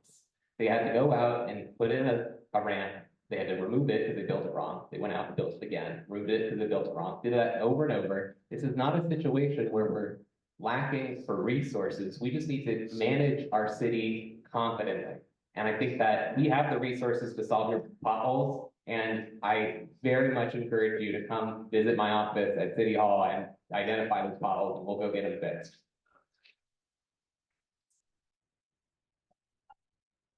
To continue the momentum of questions, so we can get more questions as possible, because I did see a lot more hands, so. So today it can take up to 2 years for someone to open a restaurant in the city because of permit delays. That's up 300% from what it was just 10 years ago. What will you do to ease the regulatory burden on people trying to start new small businesses? Angelita. That was great.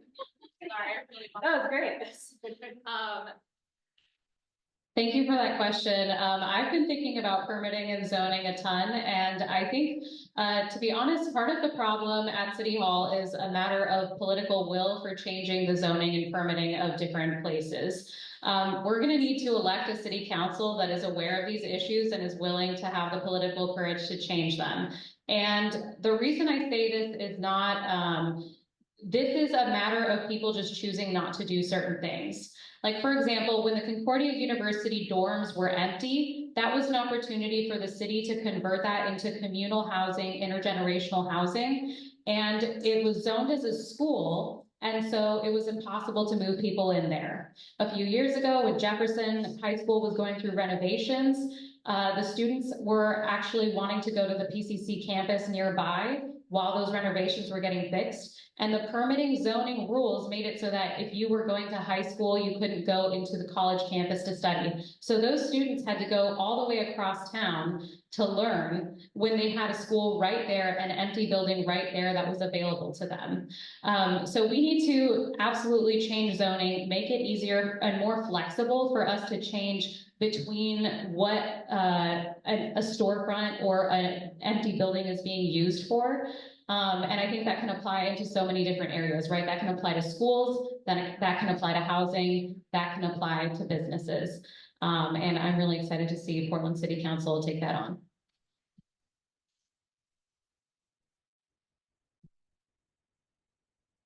Hi, I don't know if any of you have had a chance to look at the new city website about like Portland map stuff.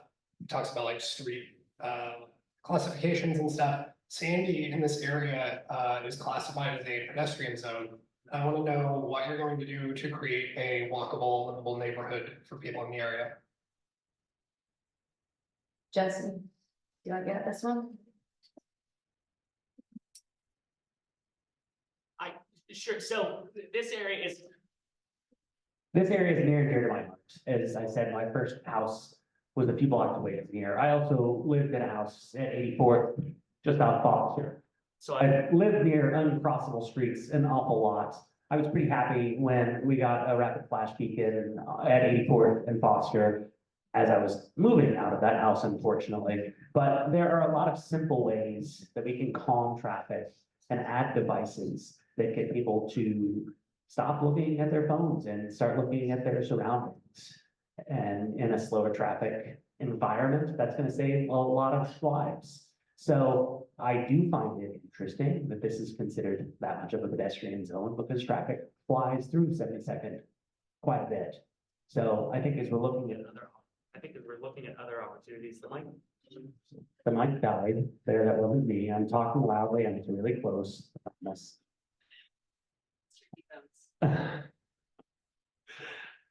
I think there are a lot of opportunities for improvement. And as a city, we have to, as I said about housing, as it comes to transportation safety, what we lack is not the ideas right now. We need the willpower to spend the money to do the job to keep people safe. What we do in this city should be criminal, by the way. We add those rapid flash beacons. It seems like the vast majority of the time, only after the traffic phase happened right there. We need to be proactive. We can be. And under my leadership, the city will be. And I think the city has improved its proactiveness, including under our former PBOT commissioners with us on stage tonight. Yet I think there's still a lot more work that we should do.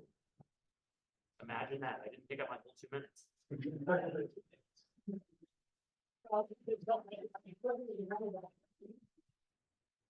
Is there another mic out there? Yeah, hi, hello. Great stuff tonight, y'all. It was unclear to me, based on some of your answers, whether or not you actually live in District 3. So I was wondering if you do live in District 3, could you please raise your hand? Okay, great. Can I answer that one too? I think your hand did. Yeah. Do you want to follow up to that, or was that just needed the clarity? I just wanted clarity because there were like 3 or 4 people who buy your stories. I was like, do they even live here or? Yeah, they've been past residents, but yeah, my understanding is that you do have to be a resident of District 3 to be in a District 3 council. For 1 year at least. For 1 year at least, okay. I did have one person who came before, but Yeah, we have enough time, so we'll get you both in for sure. Oh, thank you. So can anybody that's running for office give me even one example of any city in this country that has increased affordability in housing by increasing density? As far as I can tell, it's never been done, but Portland's gonna try it. Thank you. Chris, I see you. Okay, do you want to answer the question or? No. No? Okay. So then, well, Dan, you already went. Matthew? Sure. Pretty. You know, I don't know how to answer that question, but I do know that the answer to houselessness, the answer to affordability is volume. And so whatever the city needs to do to increase the ability to build housing and the amount of housing it should do. I am reluctant to badmouth or to disparage the motivations of any who have gone before. I believe that our leaders have done their best. We've had 5 elected officials to run this whole city, and each of them has a bureau to run. And so their priorities haven't been yours. The reason you all decided to change the government is so that they would be. And if that is even to talk about a walkable street, Portland is full of walkable streets. If you don't have one, that's because your elected officials haven't listened to you. But you are changing things so that we do. And going forward, through forums like this, I think we will. I forgot what the question was. I think it's great. Yeah, So you had mentioned that you want an example of a city in the United States that's increased housing due to density. So this is actually just something that I just posted about today because I'm very passionate about allowing builders to build and increasing density. of housing throughout our city. So basically, when you look at it, one of the top 2 cities that have built housing and have dealt with affordable housing, number 1 was New York City, number 2 was Dallas, Texas. New York is one of the least affordable cities in the country. But they did increase housing, the density of housing. I guess Dallas, Texas would be the number 1 city in the United States that was able to increase housing and also keep housing at an accessible rate for individuals in their state. They did this through policymaking, and that was allowing builders to build, not holding builders back and de-incentivizing them from building. They actually said, please come in and build accessible housing. And for me, accessible housing, what that means is I grew up as, you know, my parents immigrated to America, and the housing that we landed in was, you know, $400 a month. And this was in the 90s. And I'm going to continue with this, but it was, you know, Formica countertops, and it was plastic floors. It was where we landed and where there was a community and mega apartment complexes. Where I lived at that time was 200 plus apartments. What I see in Portland, what's being built is basically not accessible housing. It is kind of on the upper limit of housing, and it has to have porch-side countertops and sub-zero refrigerators. And to me, that's not accessible. So we need to incentivize building in the city, and that means bringing builders back who have the money and the ability to build accessible housing throughout the city.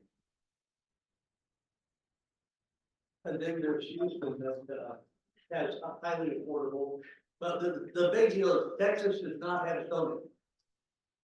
We have one more. We got a couple more questions we're gonna try to get up to.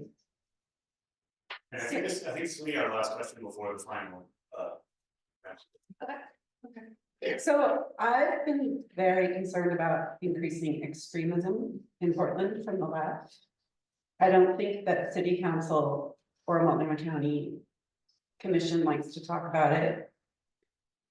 And I would like to hear how you folks would deal with that, both in city council meetings with groups coming through and smashing up businesses, with graffiti, with the rhetoric online. I get concerned when I hear candidates talking about arming the populace and getting rid of guns. Getting rid of police. I don't think that's normal, and I've seen that on TikTok. I don't think it should be something the candidates are putting forward. I see some nods from some of you, thank you. But I would like to know how you're gonna deal with that in office. Okay, so we have 3 candidates on stage that haven't had an opportunity to sort of freestyle. So Tiffany, Chris, and Steve, if you'd like to respond to it, I'm gonna give you each an opportunity to address the question.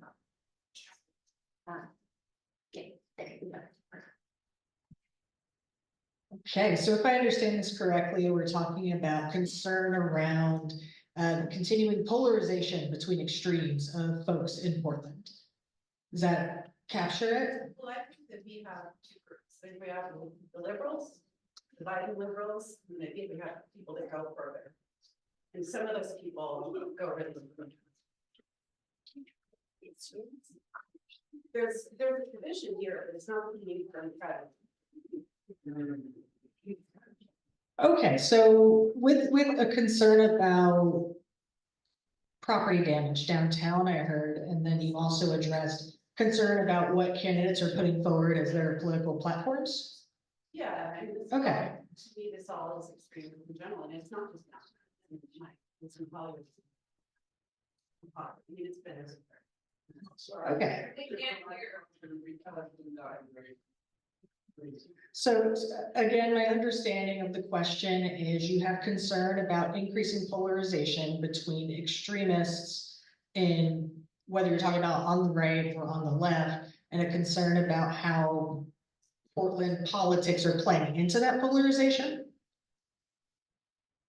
As well as how people in office address it or don't address it. No, absolutely. I can hear you on that. Well, personally, I feel like in Portland, I have heard more extremist tones in certain ways. You know, we've got the Patriot Prayer Group who likes to come down and bust up downtown, and we've had some issues with bad actors during, big events, setting fires or busting windows. But I don't endorse the broken windows theory of policing.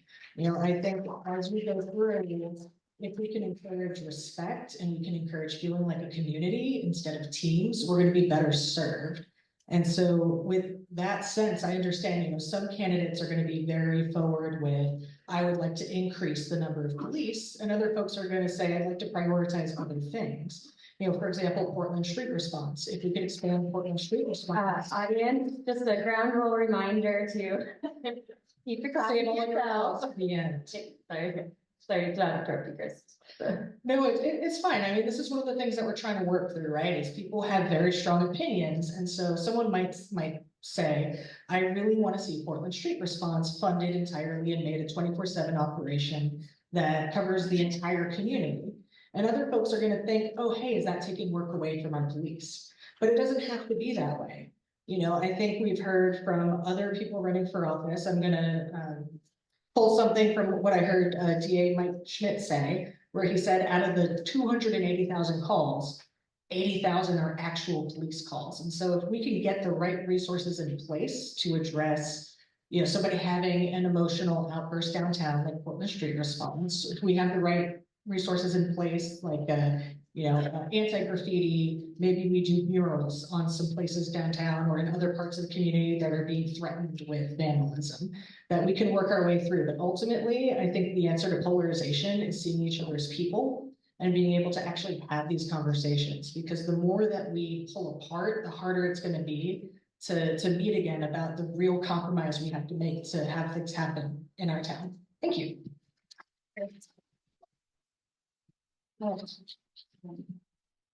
We are getting close to time, so but just mindful of being, okay. I heard a few different things in there, so I'm going to try to untangle. I heard the concerns about extremism and polarization, and then also concerns about safety, community safety, views on policing. I want to say, I think that it's courageous for you to bring this up. I think a lot of times people feel like it is a very polarized time, and it's hard to ask questions, and that there's, especially on social media, there is a lot of, feels like screaming, kind of in all caps. I see people that I know and trust and love who are leaders, and I see almost a fear of like, what statement do I make? What side do I stand on? I think that really is, I think it's true. It's the time that we're in right now. I'm in a leadership workshop right now, and something resonated with me over the weekend when we were talking about like the role of activists and activism is to like really be pushing and pushing. And I am a community organizer. I am an activist, and I will bring that with me into office. And at the same time, this idea of, as you're thinking about being an elected leader, as you're holding these positions as an elected leader, another part of that role is to also stay curious and to make sure that you really are listening and that you are treating people like humans, and you're remembering that the humanity piece, the dignity piece. I've heard this quote that has stuck with me: it's hard to hate up close. I think it's really true. I think some of the most important conversations I have are with my neighbors who think very differently than me, but they also love my two kids and come to their birthday parties. Those conversations, sometimes I feel like those are the most important conversations. It's easier to have ones that are in echo chambers. So I only talked about half of that, but thank you.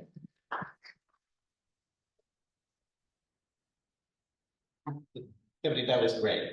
A couple things. One, breaking windows isn't a right or a left thing. It's violence and it's a crime. And I actually do think that, I don't think somebody who breaks a window should be put in prison for 6 years or something, but I do think there should be accountability for that, no matter what your ideology is. I do think that, as folks have said, it seems like over the past 10 years, people who are engaged in politics seem to come to the conclusion that the way to demonstrate how much they care is to be as angry and self-righteous as possible.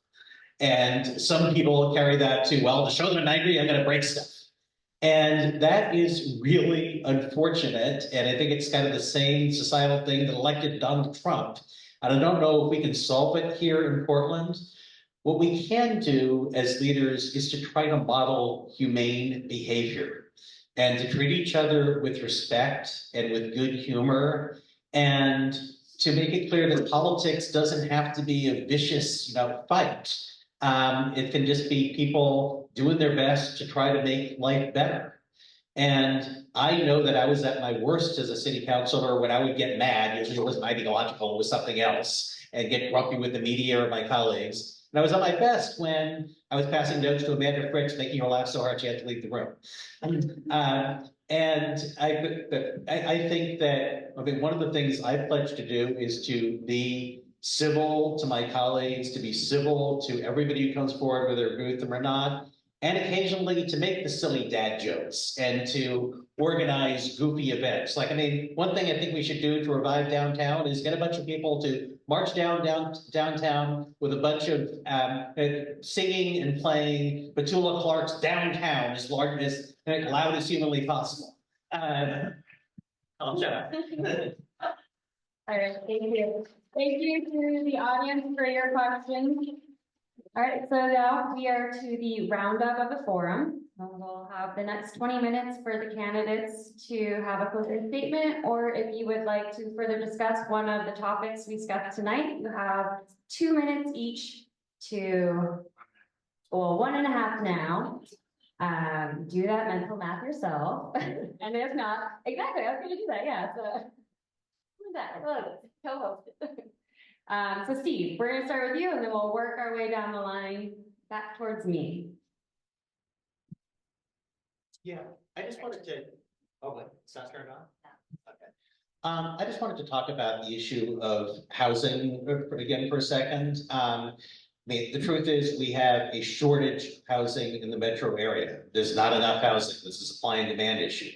And you can address that through the public sector building housing. And we've done some of that. We haven't done it as efficiently as we should.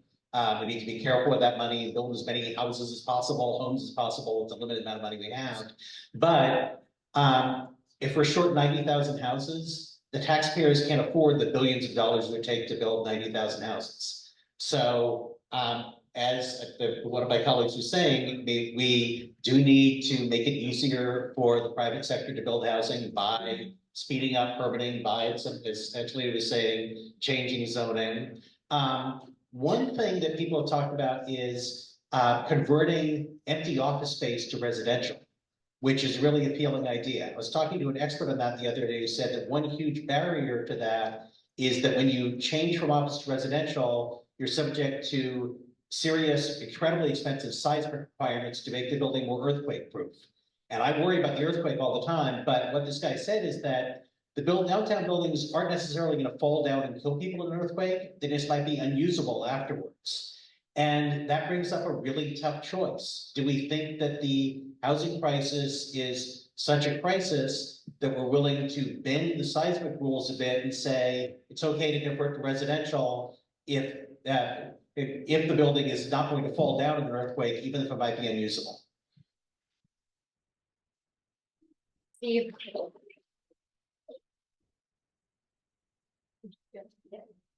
Well, first, I just want to say thank you so much for having all of us here today. I learned so much about everything that your neighborhood association does, and I'm really looking forward to learning more and to being at that meeting on Thursday. I'll try to make it if it's not a work hour.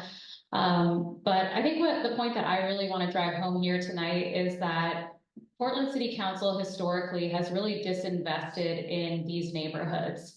And a lot of the issues that we are seeing here, from the houseless people on the streets to the drug use to people living in RVs to gun violence, are all the results of disinvestment in the community and a result of poverty. So I think that the best way that we are going to address crime in our city is to meet our community needs. When we build enough housing that is affordable so that people can actually live there and raise their families, they're not going to have to go to alternative things to get money, right? You're not going to be selling drugs if you have a safe community where you can be full-time employed and afford where you live. And I think that is the role of city council. I think that there are a lot of candidates that are going to try to give you an easy solution to crime and to poverty. And they're going to try to tell you that increasing jails and increasing police is going to be the only way that we're going to get there. But that's not addressing the root of the problem that's affecting the people on our streets. And so I look forward to working with you and with the rest of the community to addressing those root causes to crime and to making our city better for everybody. I want to even time to finish responding to your question. I was talking about that leadership cohort that I'm in, and the deputy director of the community safety division in the city is also in that. And I would, as city councilor, love to be involved in their strategic planning that they're doing. They're working right now on a strategic plan. They're putting one together. So there's one place that is talking to fire, police, and PBEM, the Portland Bureau of Emergency Management, bringing them all together and making sure that when calls are made, that the correct people, who are prepared to deal with the situation, are being dispatched. I mean, I'm sure many people have heard horror stories about people trying to call for emergency services and not getting through. This needs to be fixed. It needs to be prioritized. And police are spending time doing work that they aren't equipped for, or honestly, maybe didn't even sign up for. They need to be able to focus on some of these things that were listed in question number 4 about 82nd Avenue. We need to restore funding to Portland Street Response and free up police to respond to violence. Yeah, also thank you for having me here. Tiffany, Koyama Lane, it's great to get to do this, and Teacher Tiffany for the people.com. I'm gonna do something a little bit different. So again, Chris Flanary, they, them, go to chrisforportland.com to check me out. I would love it if you voted for me. Let's make sure we're all familiar with how ranked choice voting is going to work. So you have one vote, and that one vote, you get to rank 6 candidates. So look up here and pick 6 of us. Because if you vote for me 6 times, that's not gonna change what happens. But let's say you don't like me so much. Okay, put me 6th on your list. It still is better than not being voted for at all. Your vote, when your person either wins or is the lowest vote getter, and that person leaves the race essentially, your vote goes to your next choice. Or if your person wins so much they don't need your vote, a percentage of your vote is still going to move on. So please check out portland.gov/vote. Check out what the auditor's office is telling us all about how to make our vote count this time, because frankly, 2 more years, you're going to see all of us again, because in 2 years, we're going to vote for districts 3 and 4, their representatives. Then it's going to go to every 4 years because we're getting staggered. So again, ranked choice voting, make sure you get an understanding, because you can't rank somebody multiple times. And if you skip rankings, they're going to treat it a certain way. It's all on the website, but effectively make sure you're using your vote that you have, because you're my people and I want you to get what you're looking for.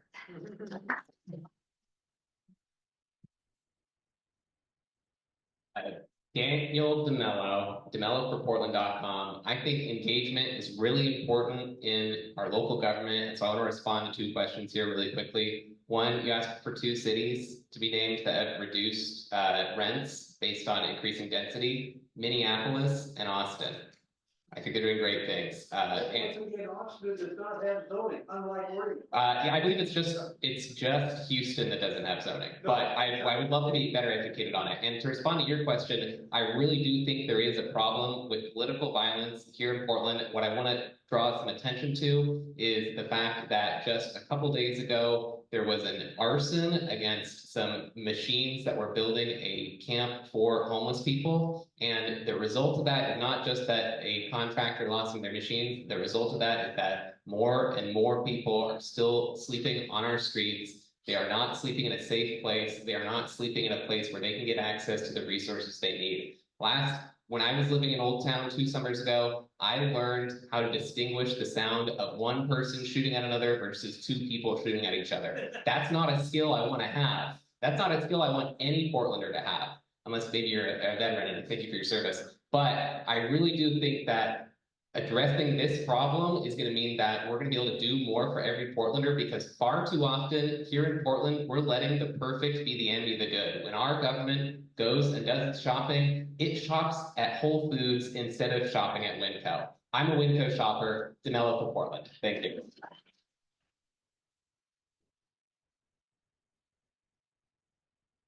When I first started, I thank the Neighborhood Association for having this again. Thank you. But I want to thank all the candidates up here. I know it may seem weird that I actually complimented one of my opponents on his work when he was on the city council before. And let me just say, we have 6 votes, as Chris has pointed out. It's weird to say and think, but that's not enough. It feels like right now, just for the caliber of people that are on this stage and a couple of folks that weren't able to make it. Anytime I'm speaking of anything, I have my very direct views that I'll share. There's going to be some disagreement, but it's very respectful disagreement. Portland is in the middle of 3 overlapping crises: mental health, addiction, and homelessness. They're often intertwined. On my website, cornettforportland.com, I talk about some of the solutions that the city can work toward in meaningful ways in quick time, hopefully. When I hear about broken windows, what I wonder is why that property owner can't fix it, and how as a community we might be able to help them, not how we can start arresting people. I don't see that as the place to go to. And I studied criminal justice in college. When property crimes increase, I wonder how the disparities of wealth led us to the position where robbing a liquor store, I heard an ex-felon say today, it took me a while to figure out what did he say, hit a lick.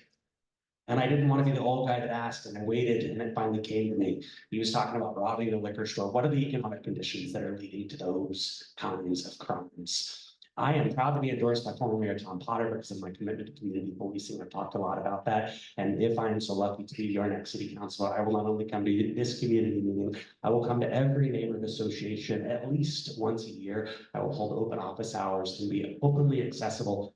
971-219-5429. That's the number everyone, including my dad, has to get all of me. Have a great night.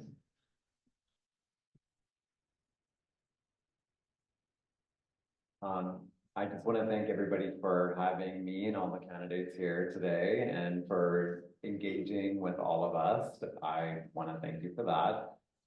Just as a closing statement for me, I am passionate about Portland. I think we really do have some important issues that we need to tackle, one of them being our homeless crises.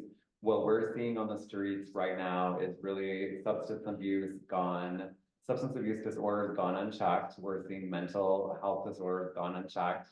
And I think what we as a city have allowed is no longer compassionate. Letting people live in tents, letting them basically take fentanyl and end up passing away from it is no longer compassionate anymore. And we need to look at some avenues and figure out some ways that are actually compassionate and do help people get out of their chemical coma and get them back on track in life. And I'm very passionate about that. And I hope that I can be part of Portland City Council to come up with some resolutions to make that better. I'm also passionate about affordable housing. Like I had mentioned before, I think we are lacking median affordable housing throughout the city, and that needs to be looked at. And I'm passionate about having the city cleaned up so that we are once again the most unique city in the world, and we are the gem of the West Coast because we have lost that title. So thank you very much. Please go to betterwithvalley.com and learn more about my platforms and about me.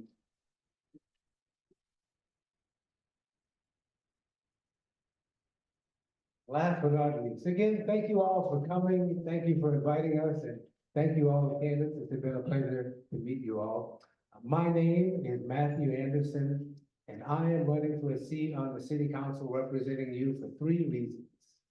The first is to ensure that as the city council considers solutions for all the problems we face, that the priority is with the workers of the 3rd district. Second reason is to ensure and to find ways to have the city council ensure that all of the schools in the third district work not only for the students, but the parents of the third district. I find what happened during our most recent strike unconscionable. And the third reason I'm running for the city council is as the avowed Southern Democrat, I want that lady to know that there's a lot of people in Portland who believe like you believe. And if they don't have a seat at the table, they are going to burn the whole thing down. And so I want to hear about the violence on the left. Perhaps it exists. Even if it doesn't, you should have a chance to say that. And like I said, there are lots of people in Portland who believe as you do, and they need to be heard. Thank you for your time, and I look forward to elaborating all of those things as the months pass.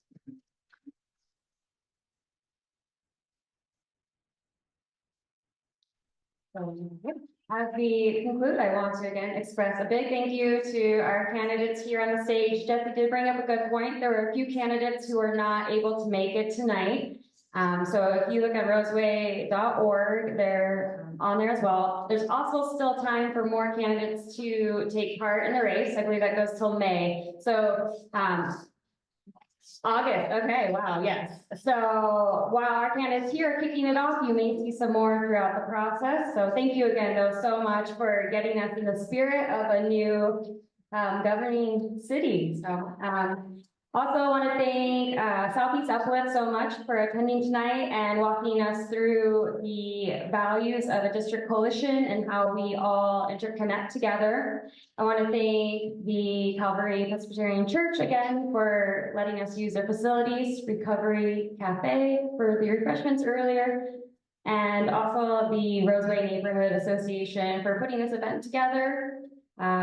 Thank you to all the volunteers who showed up tonight to help usher and make this possible. And we look forward to seeing the campaign build momentum and together helping shape a bright future for Portland.